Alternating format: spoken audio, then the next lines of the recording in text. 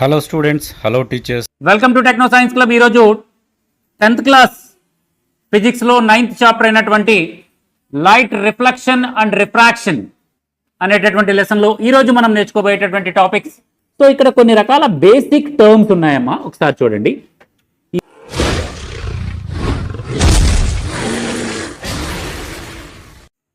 ఈ basic terms ఏంటో ఒకసారి చూద్దాం, చాలా ఇంపార్టెంట్. మీరు నెక్స్ట్ ఈ పాఠంలో ముందుకు వెళ్ళాలి అంటే ఈ బేసిక్ విషయాలు అందరికీ అర్థం అవ్వాలి. Try to understand, right? Very important things ఇవి. బేసిక్ థింగ్స్ ఏంటో ఒకసారి గమనించినట్లయితే, centre of curvature, radius of curvature, principal axis, pole, aperture, principal focus, ఇవి వీటన్నిటి గురించి మాట్లాడుకుందాం. ఫస్ట్ ఏంటి? Centre of curvature. చూడండి, ఇక్కడ ఒక మిర్రర్ అనేది సెంటర్ నుంచి తీసుకుంటున్నాం, స్పియర్ నుంచి తీసుకుంటున్నాము. స్పియర్ యొక్క సెంటర్ ఏదైతే ఉంటుందో దానినే ఆ మిర్రర్ యొక్క సెంటర్ ఆఫ్ కర్వేచర్ అంటారు. ఒక మిర్రర్ని ఈ విధంగా బయటకు తీసాను నేను, కానీ ఈ మిర్రర్ యొక్క సెంటర్ ఆఫ్ కర్వేచర్ ఏంటి అని అంటే నేను ఇలా గీస్తున్నాను. చూడండి, ఈ మిర్రర్ని ఇలా ఉండేటటువంటి ఒక స్పియర్ నుంచి తీసుకున్నాను నేను. ఇలా ఉండేటటువంటి స్పియర్ నుంచి తీసుకున్నాను. దీని సెంటర్ ఏదైతే అజ్యూమ్ చేసుకోండి, ఊహాత్మకం అనమాట. దీని సెంటర్ ఏదైతే ఉందో అదే దాని యొక్క సెంటర్ ఆఫ్ కర్వేచర్ అంట. ఈ లెన్స్ యొక్క మిడిల్ పాయింట్ ఇది, మధ్య బిందువు ఇది. ఈ మధ్య బిందువు దీని సెంటర్ ఆఫ్ కర్వేచర్, దీన్ని సి అని పిలుస్తారు, సెంటర్ ఆఫ్ కర్వేచర్. వంకరగా, కర్వేచర్ అంటే వంకరగా ఉండే భాగం. ఆ వంకరగా ఉండే భాగం యొక్క సెంటర్. ఈ సెంటర్ ఎలా వచ్చింది అంటే దాని చుట్టూ ఒక వృత్తాన్ని గనక, ఒక స్పియర్ని గనక మనం ఊహించుకున్నట్లయితే ఆ స్పియర్ యొక్క సెంటరే ఆ లెన్స్ యొక్క సెంటర్ అవుతుంది. ఊహించిన తర్వాత మొత్తం చెరిపేయాలి మళ్ళీ. ఇలా చెరిపేసామనుకో దీన్ని, ఇది సెంటర్ ఆఫ్ కర్వేచర్ అవుతుంది ఈ లెన్స్కి. ఓకేనా? ఇలా సెంటర్ ఆఫ్ కర్వేచర్ అంటాం. నెక్స్ట్ పాయింట్ ఏంటి సెంటర్ ఆఫ్ కర్వేచర్ కింద? Radius of curvature. Radius of curvature అంటే ఈ మిర్రర్ యొక్క మిడిల్ పాయింట్ ఏదైతే ఉందో, మిర్రర్ యొక్క సెంటర్ పాయింట్ ఏదైతే ఉందో, ఇది సెంటర్ పాయింట్. ఇక్కడ ఈ సెంటర్ పాయింట్ నుంచి సెంటర్ ఆఫ్ కర్వేచర్ కి మధ్య ఉన్నటువంటి, సెంటర్ పాయింట్ ని సెంటర్ ఆఫ్ కర్వేచర్ కి మధ్య ఉన్నటువంటి ఈ డిస్టెన్స్ ని, ఇక్కడి నుంచి ఇక్కడ దాకా ఉన్నటువంటి డిస్టెన్స్, ఇక్కడి నుంచి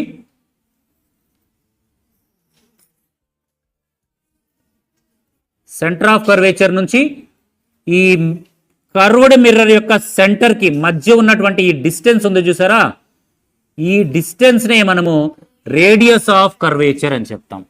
రేడియస్ ఆఫ్ కర్వేచర్, ఈ డిస్టెన్స్. ఒక మిర్రర్ యొక్క సెంటర్ పాయింట్ నుంచి దాని యొక్క సెంటర్ ఆఫ్ కర్వేచర్ కి మధ్య ఉన్నటువంటి డిస్టెన్స్ నే రేడియస్ ఆఫ్ కర్వేచర్. ఇవన్నీ కూడా మీకు నేను ఇన్ డీటెయిల్ గా ఇంకొంచెం క్లియర్ గా, ఇందాక నేను ఒక ఫిగర్ చూపించాను, ఆ ఫిగర్ ని చూపించి చూడండి. First the curved mirrors. Concave mirrors అంటే ఏంటి? A spherical mirror that has reflecting surface inwards, curved inwards, దీన్ని కాన్కేవ్ మిర్రర్ అంటారు. అదే a spherical mirror that has a reflecting surface outward surface, దీన్ని కాన్వెక్స్ మిర్రర్ అంట. బయట వైపు ఉబ్బెత్తుగా ఉంటే కాన్వెక్స్, లోపలి వైపు షైనీగా ఉంటే కాన్కేవ్. తర్వాత సెంటర్ ఆఫ్ కర్వేచర్ ఇప్పుడే చెప్పాం. తర్వాత ఫోకస్, తర్వాత principal axis, pole, focal point, focal length, radius of curvature. వీటన్నిటి గురించి చూద్దాం. డెఫినిషన్ ఒక్కోటి ఇప్పుడే చెప్పుకున్నాం. సెంటర్ ఆఫ్ కర్వేచర్ డెఫినిషన్ ఏంటి? It is a centre of a sphere of which the mirror is a part. ఆ మిర్రర్ ని ఏ స్పియర్ నుంచి అయితే మనం కట్ చేసి తీసామో ఆ స్పియర్ యొక్క సెంటర్ ఏదైతే ఉంటుందో అదే ఆ మిర్రర్ యొక్క సెంటర్ ఆఫ్ కర్వేచర్ అవుతుంది. ఇది దీని యొక్క డెఫినేషన్. అదే radius of curvature. Radius of curvature of the spear of which mirror is a part. అంటే సెంటర్ ఆఫ్ కర్వేచర్ కి మధ్య బిందువుకి మధ్య ఉన్న డిస్టెన్స్ ని రేడియస్ ఆఫ్ కర్వేచర్ అనొచ్చు. ఇక్కడ ఇంకా ఇందాక చూపించాను ఒకటి ఇది రైట్, ఇది చూడండి, ఇక్కడ క్లియర్గా ఉంటుంది మీకు. ఇది ఒక మిర్రర్, ఇది ఒక మిర్రర్. ఈ మిర్రర్ యొక్క మిడిల్ పాయింట్ నుంచి హారిజంటల్ గా ఒక లైన్ గీసినట్లయితే, మిర్రర్ యొక్క మిడిల్ పాయింట్ నుంచి హారిజంటల్ గా ఒక లైన్ గీసినట్లయితే దాన్ని ప్రిన్సిపల్ యాక్సెస్ అంటాం. ఈ లైన్ కూడా ఆ మిర్రర్ యొక్క మిడిల్ పాయింట్ గుండా వెళ్ళాలి, పైన కింద కాదు. మిర్రర్ యొక్క మిడిల్ పాయింట్ గుండా ఒక స్ట్రైట్ లైన్ గీస్తే దాన్ని ప్రిన్సిపల్ యాక్సెస్ అంటాం, బాగా గుర్తుంచుకోండి. నెక్స్ట్, సెంటర్ ఆఫ్ కర్వేచర్ అంటే చెప్పాను మీకు. ఈ మొత్తం కూడా ఇలా స్పియర్ గీస్తే ఆ స్పియర్ యొక్క సెంటర్ ఏదైతే ఉంటుందో దాన్నే ఆ కర్వ్ యొక్క సెంటర్ ఆఫ్ కర్వేచర్ అంటారు. అది అయిపోయింది. ఈ సెంటర్ ఆఫ్ కర్వేచర్ నుంచి మిడిల్ పాయింట్ కి మధ్య ఉన్నటువంటి ఈ డిస్టెన్స్ నే రేడియస్ ఆఫ్ కర్వేచర్ అని పిలుస్తారు. సెంటర్ పాయింట్ నుంచి మిడిల్ పాయింట్ కి మధ్య ఉన్నటువంటి డిస్టెన్స్ ని ఏమని పిలుస్తారు? ఎస్, రేడియస్ ఆఫ్ కర్వేచర్ అని పిలుస్తారు. ఆర్ అనేటటువంటి అక్షరంతో చూపిస్తారు దాన్ని, radius of curvature. Right. Next, pole అంటే ఏంటంటే దీని యొక్క మిడిల్ పాయింట్ ఏదైతే ఉందో దీన్నే పోల్ అంటారు. మిర్రర్ యొక్క మిడిల్ పాయింట్ నే పోల్, పి అనేటటువంటి లెటర్ తో చూపిస్తారు. మిర్రర్ యొక్క middle point pole, P. Centre of curvature కి పోల్ కి మధ్య ఉన్నటువంటి డిస్టెన్స్ లో హాఫ్ డిస్టెన్స్, కరెక్ట్ గా సగం. సెంటర్ ఆఫ్ కర్వేచర్ తీసుకొని కరెక్ట్ గా సగం, దీన్ని ఫోకస్ అంటారు.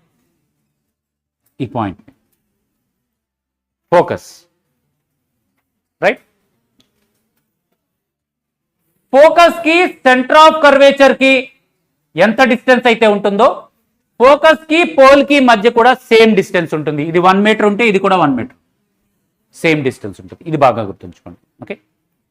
ఈ ఫోకస్ ఎలా గుర్తించవచ్చు అంటే నేను చెప్తాను మీకు. ఫోకస్, ఒక మిర్రర్ యొక్క ఫోకస్ ఎలా గుర్తించవచ్చు అంటే, ఏదైనా ఒక లైట్ రే తీసుకుంటే ఆ లైట్ రే రిఫ్లెక్ట్ అయ్యి, ఒక కాన్కేవ్ మిర్రర్ తీసుకుంటే ఆ కాన్కేవ్ మిర్రర్ యొక్క పైన లైట్ రేస్ వేస్తే ఆ లైట్ రేస్ రిఫ్లెక్ట్ అయిన తర్వాత అన్ని లైట్ రేస్ కూడా ఒక పాయింట్ దగ్గర కేంద్రీకరించబడతాయి, కన్వర్జ్ అవుతాయి, కేంద్రీకరించవు.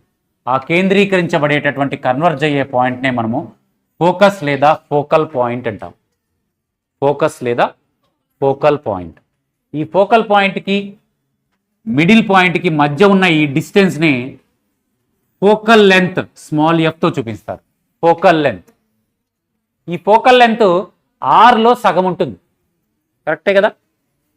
ఆర్ అంటే రేడియస్ ఆఫ్ ఆర్ అంటే రేడియస్ ఆఫ్ కర్వేచర్.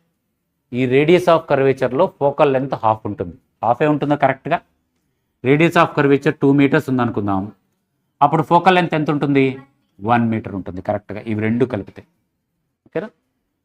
మిర్రర్ నుంచి ఫోకల్ పాయింట్ ఎంత డిస్టెన్స్లో అయితే ఉంటుందో ఫోకల్ పాయింట్ నుంచి సెంటర్ ఆఫ్ కర్వేచర్ కూడా సేమ్ డిస్టెన్స్లో ఉంటుంది. ఓకేనా? ఇక్కడ ఇమేజెస్ అన్నీ కూడా ఫ్రంట్ సైడ్ ఏర్పడతాయి. ఇమేజెస్ అన్నీ కూడా ఫ్రంట్ సైడ్ ఏర్పడతాయి. ఇవి లెన్స్ యొక్క basic things. Centre of curvature, pole, focus, focal length, radius of curvature, principal axis. ఇవన్నీ కూడా బేసిక్ థింగ్స్. ఈ కర్వ్డ్ సర్ఫేసెస్కి సంబంధించి బేసిక్ థింగ్స్. ఏవైతే లైట్ రేస్ పడుతున్నాయో ఆ లైట్ రేస్ అన్నీ కూడా దీని మీద ఈ విధంగా పడి వెనక్కి వచ్చేస్తాయి. పడిలా వెనక్కి వచ్చేస్తాయి.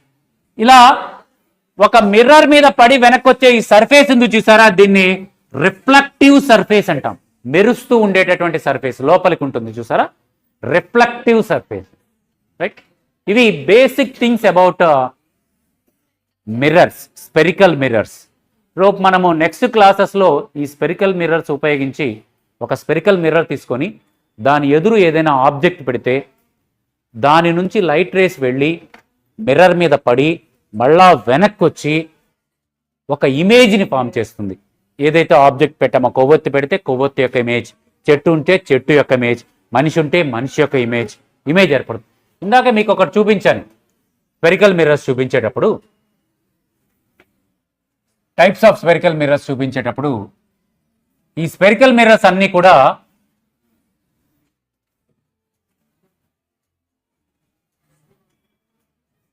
ఇవి బేసిక్ థింగ్స్. చూడండి, ఇక్కడ ఫామ్ అయ్యేవన్నీ కూడా ఇమేజెస్, అంతేగానా ఆబ్జెక్ట్ ఎక్కడో ఉంది దూరంగా. ఈ మిర్రర్లో ఫామ్ అయ్యేది ఏంటిది? ఇదేంటి? ఆ కార్ యొక్క image, not car, image of car.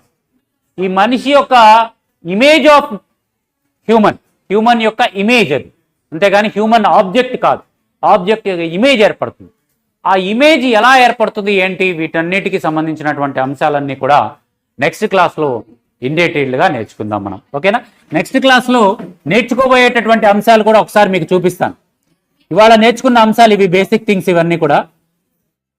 చూడండి, ఇందాక మీకు చెప్పాను, ఒక కాన్కేవ్ మిర్రర్ తీసుకుంటే లైట్ రేస్ అన్నీ కూడా, రిఫ్లెక్ట్ అయినటువంటి లైట్ రేస్ అన్నీ కూడా లోపల వైపు మెరుపుగా ఉండే వాటిని కాన్కేవ్ మిర్రర్ అంటారు. బయట వైపు మెరుపుగా ఉంటేనేమో కాన్వెక్స్ మిర్రర్ అంటారు. ఈ గీతలు గీసిందంతా కూడా రంగేసిన భాగం, గమనించండి, గీతలు గీసింది మెరిసే భాగం అని కాదు అర్థం. అంటే పాలిష్డ్ కాదు, కోటెడ్ సర్ఫేస్ అనొచ్చు. కలర్తో కోటెడ్ చేస్తాం. ముందు సిల్వర్ కలర్ వేస్తాం, పైన బ్లాక్ కలర్ వేసినటువంటి కోటెడ్ని ఈ గీతలతో చూపిస్తారు. గీతలతో చూపించిందంతా కూడా కోటెడ్ సర్ఫేస్. కోటెడ్ సర్ఫేస్ కి అవతల వైపు, లోపల వైపు ఉంది చూసారా, ఇది రిఫ్లెక్టింగ్. లోపల వైపు ఉన్నది అంతా కూడా రిఫ్లెక్టింగ్ సర్ఫేస్. ఏవైతే లైట్ రేస్ రిఫ్లెక్టింగ్ సర్ఫేస్ మీద పడుతున్నాయో అవన్నీ కూడా వెనక్కి వచ్చి, చూడండి, ఈ లైట్ రే వెనక్కి వచ్చి ఇక్కడ, మరలా ఈ లైట్ రే వెనక్కి వచ్చి ఇక్కడ, ఈ లైట్ రే వెనక్కి వచ్చి ఇక్కడ, ఈ లైట్ రే ఇలా వెనక్కి వచ్చి ఇక్కడ, ఈ లైట్ రే మరలా రిఫ్లెక్ట్ అయ్యి ఇక్కడ. ఈ రిఫ్లెక్ట్ అయినటువంటి లైట్ రేస్ అన్ని కూడా ఒక పాయింట్ దగ్గర మీట్ అవుతున్నాయి, గమనించారా? ఆ మీట్ అయ్యేటటువంటి పాయింటే మనము ఫోకల్ పాయింట్ లేదా ఫోకస్ అని చెప్తాం. అదే కాన్వెక్స్ మిర్రర్ కి చూస్తే, కాన్వెక్స్ మిర్రర్ యొక్క ఫోకల్ పాయింట్ దాని లోపల ఉంటుంది. ఎందుకని? ఈ కాన్వెక్స్ మిర్రర్ పైన ఏదైనా లైట్ రే ఇలా పడింది అనుకోండి, పడినటువంటి లైట్ రేస్ చూడండి ఎలా వస్తున్నాయో, దూరంగా వెళ్ళిపోతున్నాయి, ఒకే చోటకి రావట్లేదు. దీనిలాగా ఒకసారి లైట్ రే పడిన తర్వాత రిఫ్లెక్ట్ అయిన రేస్ అన్నీ కూడా ఒక చోటకు వస్తున్నాయి కాన్కేవ్ మిర్రర్లు. కానీ కాన్వెక్స్ మిర్రర్ గమనిస్తే లైట్ రేస్ పడినట్లుగా దూరంగా వెళ్ళిపోతున్నాయి, డైవర్జ్ అవ్వడం అంటారు. ఓకేనా? దీన్నేమో కన్వర్జింగ్ మిర్రర్ అంటారు కాన్కేవ్ మిర్రర్ ని, కాన్వెక్స్ మిర్రర్ నేమో డైవర్జింగ్ మిర్రర్ అంటారు. వీటికి సంబంధించినటువంటి విషయాలన్నీ కూడా నెక్స్ట్ క్లాస్ లో ఇంకొంచెం ఇన్ డీటెయిల్ గా చూద్దాం. రైట్?